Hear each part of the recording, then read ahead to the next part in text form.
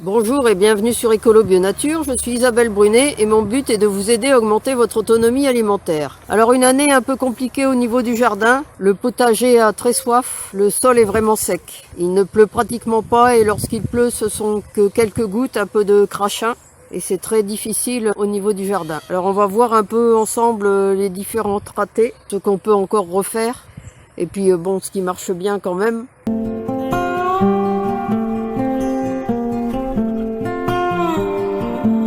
Alors j'avais de très beaux choux romanesco, mais voyez, ils ont eu une attaque de chenilles et j'ai plus rien.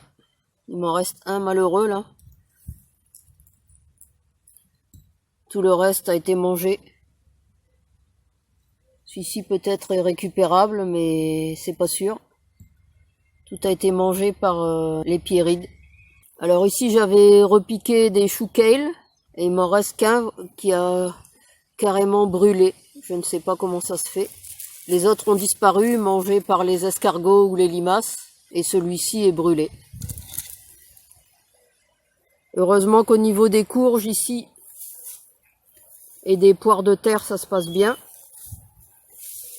Elles sont complètement à l'ombre ici, mais je les réussis mieux que à d'autres endroits où elles sont en plein soleil. Vous voyez ici, c'est le même terrain, hein. Mais ici, on est en plein soleil et les courges se sont pas développées. Et les poires de terre, c'est pareil, elles sont beaucoup plus petites que juste là. Ici, celle-là commence seulement à se développer et celle-ci bouge à peine. Heureusement que j'ai d'autres belles poires de terre ailleurs parce que sinon ce serait vraiment catastrophique car j'adore ça. Alors on continue avec les semis ski en barquette. Alors là, on a des choux chinois. Alors ceux-ci, ça va, ils ne sont pas trop mangés par les altises. Par contre, je vais vous montrer juste à côté.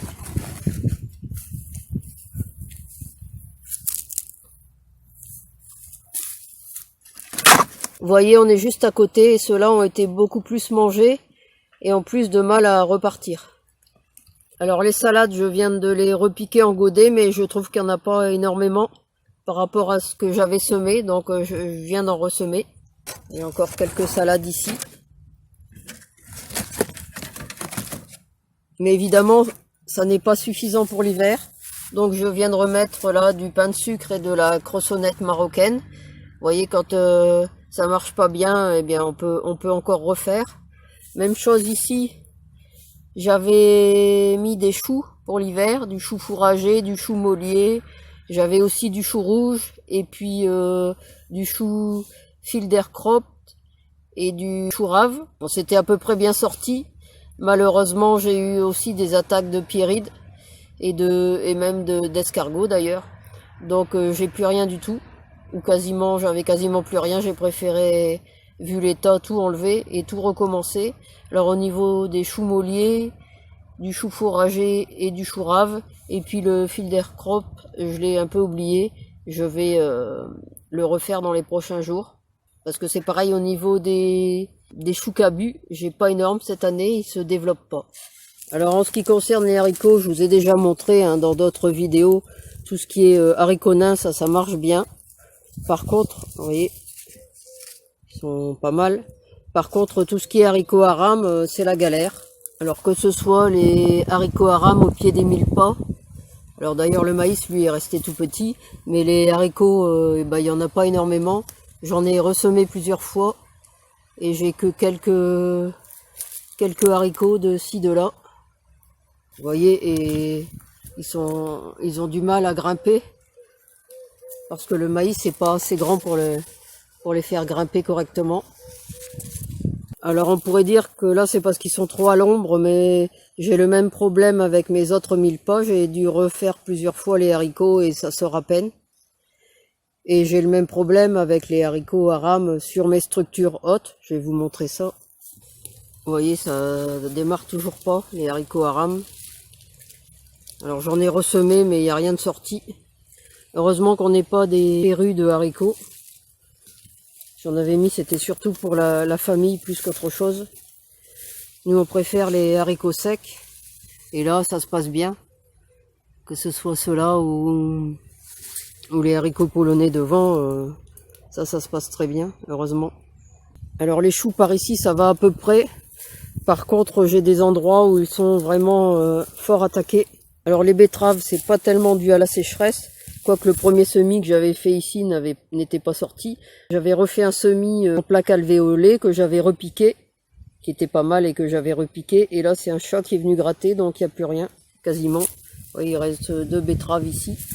Alors de ce fait, bah ici j'ai pu le sauver à peu près. Donc j'ai mis des bambous devant. Et ici aussi. Pour éviter qu'ils ne viennent trop gratter. Alors heureusement que les tomates, ça se passe bien. Surtout pour les tomates cerises. Les autres, c'est beaucoup plus long. Je vous mettrai la vidéo que j'ai faite hier sur les tomates. Les tomates, ça commence à bien mûrir partout, que ce soit là en extérieur. Ici aussi, bon j'en cueille, hein, c'est pour ça qu'il y en a que quelques-unes de mûres là. Vous voyez ici aussi. Alors pour les petites, hein, parce que tout ce qui est plus grosse, pour le moment, elles sont encore vertes. Elles vont pas tarder, mais c'est encore vert pour ce qui est de l'extérieur. Et à l'intérieur aussi, ce sont pour le moment que les petites qui sont mûres. Alors dans les serres, vous voyez les tomates, les petites, les variétés petites, c'est parti.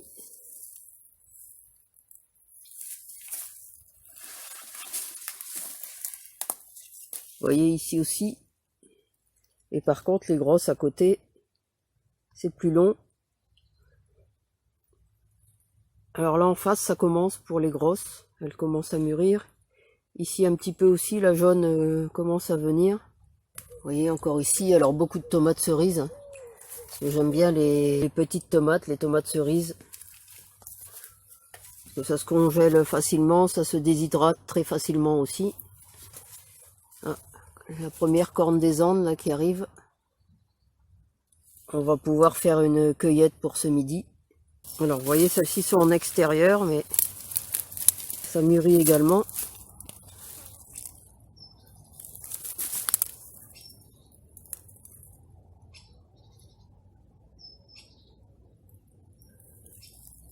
Et là, les grosses, ça commence un petit peu.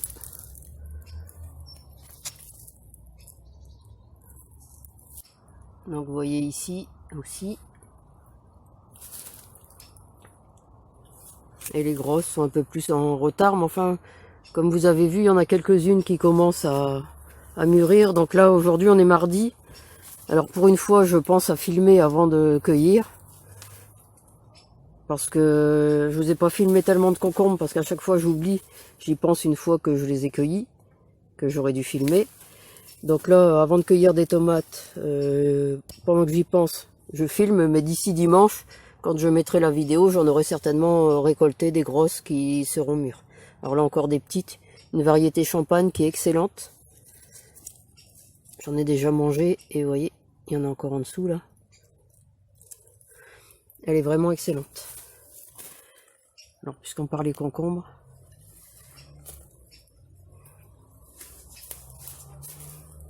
Vous voyez les grosses. Alors, vous voyez, il y a des belles grappes. Là, il y en a 4-5 là. Mais c'est plus long. Alors là, encore des petites qui sont mûres. Ici aussi.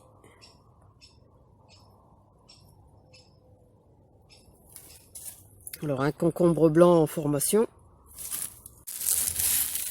Alors ici une variété Soyolong en formation également. Alors vous voyez, je vous disais les choux. Ils ont été mangés par la pierride. Il y en a même qui ont disparu. Tellement ils ont été mangés. Que ce soit ceux-ci.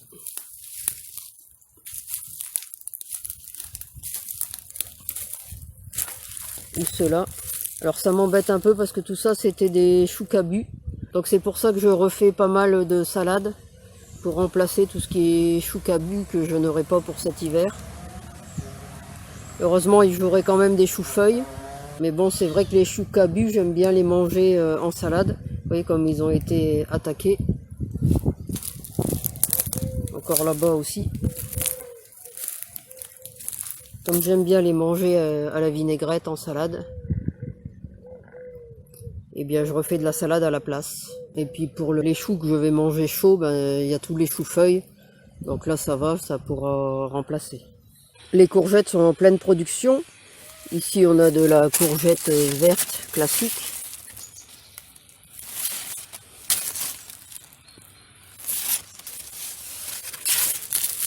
Là ce sont des courgettes rondes de Nice. Ici une autre variété qui ressemble un peu à la coucourzel, une variété côtelée.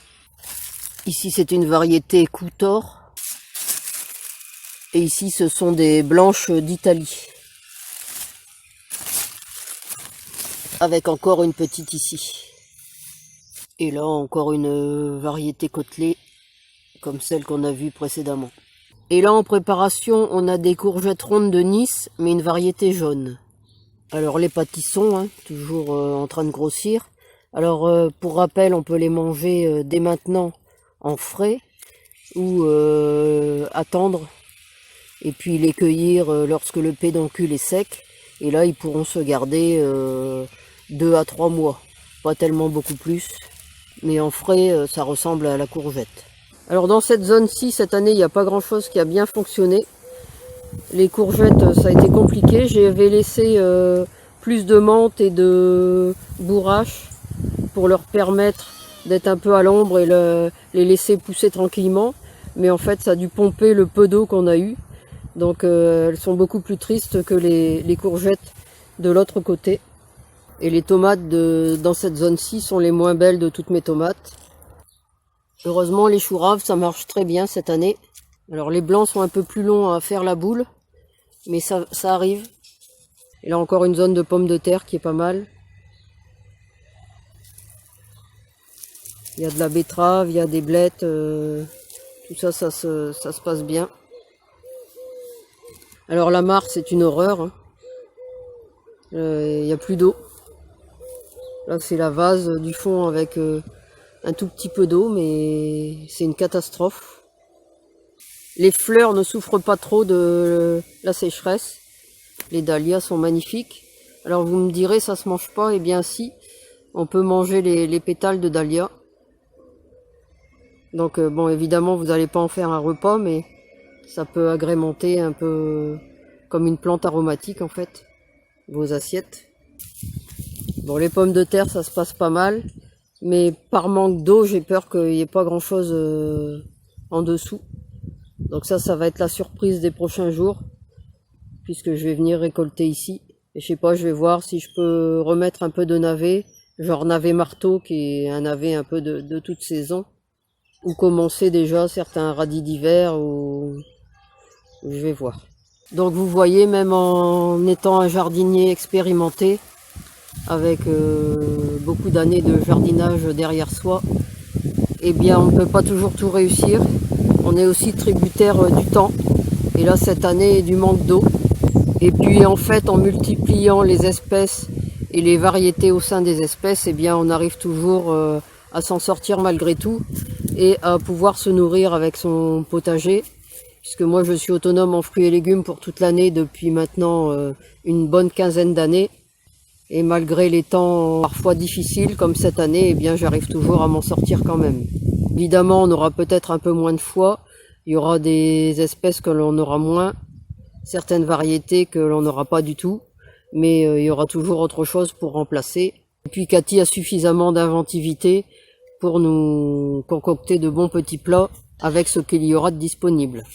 Et vous, quelles sont vos réussites et vos échecs cette année?